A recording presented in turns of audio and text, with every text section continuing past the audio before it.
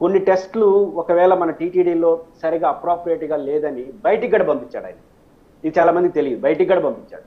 పంపించి cross checking చేసుకున్నాడు. వాటర్ను కూడా అక్కడ టెస్ట్ చేశారు. వచ్చిన రెండో రోజు మూడో రోజే టీటీడీ సొంత ల్యాబుల్లో ఒకవైపు వాటరు అంటే భక్తులకు ఇచ్చే వాటరు, భక్తులకి క్యూ లైన్లో ఇచ్చే అన్నప్రసాదాలు, నిత్యాన్నదానం, వీటన్నిటిలో కూడా వారు పాలు, వీటన్నిటిలో కూడా తిరిగి వారు టెస్ట్ చేయడం, ఆడ శుభ్రతకు సంబంధించి పరిశీలించడం, టీటీడీ టెస్టుల్ని ఒకవైపు తీసుకున్నాడు. రెండో వైపు బయట ల్యాబులకు పంపించి క్రాస్ చెకింగ్ చేసుకున్నారు. వారు చాలా సీరియస్గా స్టడీ చేశారు రామలరావు గారు. చేసిన తర్వాత వారు ప్రెస్ మీట్ పెట్టి అధికారికంగా చెప్పిన మాట ఏంటంటే, ఆన్ రికార్డు కూడా ఉంది, ఇది వాడకూడని కొన్ని పదార్థాలు ఫ్యాక్ట్ దీంట్లో కలిసినట్టుగా మేము గుర్తించాము ఈ గవర్నమెంట్ వచ్చిన తర్వాత. దాంట్లో ప్రధానంగా వాళ్ళు గుర్తించింది ఏంటంటే వనస్పతి నెయ్యి. ఆయన ఓటు చెప్పారు, వనస్పతి నెయ్యి కలిసినట్టుగా మేము భావిస్తున్నాము. ఈ కాంట్రాక్టర్లు ఎవరైతే L1, L2, L3 అదే నోటిఫై చేశారో వీళ్ళందరికీ కూడా నోటీసులు ఇచ్చాం. వాళ్ళు వచ్చారు, ఒకరిని బ్లాక్ లిస్ట్లో పెట్టాలని కూడా వాళ్ళకి నోటీసులు ఇచ్చాం. మిగతా వారు సరిదిద్దుకుంటున్నారు. భవిష్యత్తులో దీన్ని మెరుగుపరుస్తామని ఆన్ రికార్డ్ చెప్పారు. అంటే ఎగ్జిక్యూటివ్ ఆఫీసర్ గారు ఈ టెస్టులన్నీ చేసిన తర్వాత చెప్పిన మాట వనస్పతి నెయ్యి కలిసింది. అంటే కల్తీ అయింది. కల్తీ అవడం వేరు, ఈ జంతువుల యొక్క ఫ్యాట్ ఈ రెండు చాలా తేడా ఉంది. జంతువుల ఫ్యాట్ కలుపుకుంటే అత్యంత దారుణమైన విషయం. సెంటిమెంట్ ఏమైపోతుందో అదే సెకండ్ పాయింట్.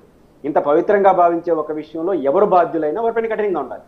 ముఖ్యమంత్రి గారేమో యానిమల్ ఫ్యాట్ కలిసిందని అంటున్నారు. ఎగ్జిక్యూటివ్ ఆఫీసర్ గారేమో ఆ ఎగ్జిక్యూటివ్ ఆఫీసర్ ఈ ప్రభుత్వం నియమించిన ఎగ్జిక్యూటివ్ ఆఫీసర్ వనస్పతి నెయ్యి కలిసినట్టుగా మేము గుర్తించాము. వాళ్ళపైన కొన్ని ట్యాంక్స్ రిటర్న్ పంపించేసినాము. ఒకరిద్దరి పైన బ్లాక్ లిస్ట్లో కాంట్రాక్టులు పెట్టాలనుకుంటున్నాం. మిగిలిన వాళ్ళు సరిదిద్దుకుంటున్నారు. ఎవ్రీడే చెకప్లు జరుగుతున్నాయి, క్రాస్ చెకింగ్ జరుగుతుంది. వారు చెప్పారు. ఈ రెండిట్ల మధ్య తేడా ఉంది. వారేమో వనస్పతి నెయ్యి అంటారు, సీఎం గారేమో ఈ రెండిట్లో వాళ్ళకి అదనపు సమాచారం కూడా ముఖ్యమంత్రి గారికి ఉండొచ్చు, నేను కాదన్ను. కానీ ఈఓ గారు ఇచ్చిన స్టేట్మెంట్లు, సీఎం గారు ఇచ్చిన స్టేట్మెంట్ బహిరంగంగా కాకుండా మీకు ఈ సమాచారం ఉన్నప్పుడు ఒక ప్రాపర్ ఎంక్వైరీ కొంచెం సీరియస్గా వేసి నిగ్గుదేల్చి అధికారుల నుంచి ఆ రోజున పాలక మండలి ఎగ్జిక్యూటివ్ ఆఫీసర్ కావచ్చు, బోర్డు చైర్మన్ కావచ్చు, ఎవరి పాత్ర ఎంత ఉన్నా వారిపైన కఠిన నిర్ణయాలు తీసుకునే పద్ధతిలో మూవ్ కావాలి. దానికి ముందు ప్రకటన చేసేసినారు. ప్రకటన చేయడం వల్ల ఇది రాజకీయ రంగు గొలుగుతుంది. ఇప్పుడు ఏమవుతారు, సిబిఐ విచారణ, సిఐడి విచారణ, ఇంకా ప్రపంచంలోని విచారణలన్నీ డిమాండ్ వస్తాయి. దీనివల్ల ఏమవుతుంది, సగటు భక్తుడు మనోవేదనకు గురవుతాడు.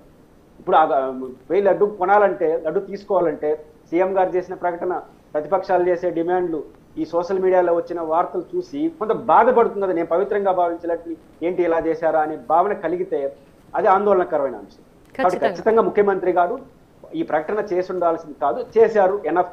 ఇప్పుడు సీరియస్ యాక్షన్లోకి ముఖ్యమంత్రి గారు వెళ్ళాలి. మామూలుగా చంద్రబాబు నాయుడు గారు ఏదన్నా ఒక తీవ్రమైన ఆరోపణ చేస్తే తాడదీస్తానని చెప్తుంటారు. నేను ఎందుకు ఆ మాట అలా ఈ పాయింట్ ఆఫ్ వ్యూలో మాత్రం ఖచ్చితంగా చంద్రబాబు నాయుడు గారు చాలా సీరియస్గా తీసుకొని నాట్ ఓన్లీ విజిలెన్స్ ఎంక్వైరీ, అది వేరు, విజిలెన్స్ ఎంక్వైరీ దీని ఛాన్స్ లేదు, వాళ్ళు ఏంది రికార్డు చూసి చెప్పేస్తారు.